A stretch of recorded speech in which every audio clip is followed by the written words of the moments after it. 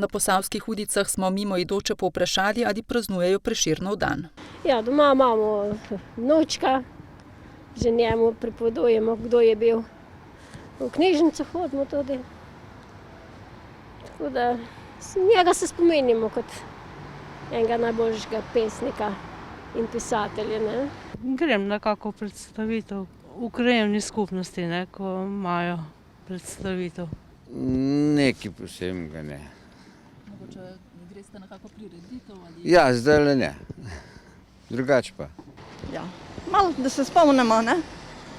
Lepo je, da se spomniš, ne da kar pozabiš, ne?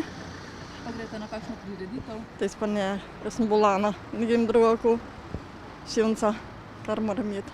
Ker v tem času redko obiščejo kakšno kulturno prireditev, pogosteje posežejo po dobri knjigi. Jaz čitam vsak dan knjige, tako da sem veliki čitalec. No. Imam tablico tudi, pa program določen noter in tako da dosti berem. Ne manjka niti Prešernova poezija. To sem že prebrala, sem bila 17 let stara. Prvič sem jo takrat prebrala, no pa smo jo pa občasno jo preberemo. Ne?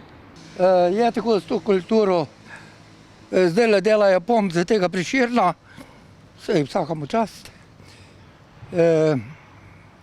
Pol je pa tu po jutrišnjem pa pozabljen že. Tako da tu, ja, dobro, je, spomin je, kaj več pa ni. 8. februar kot slovenski kulturni praznik praznujemo od leta 1945.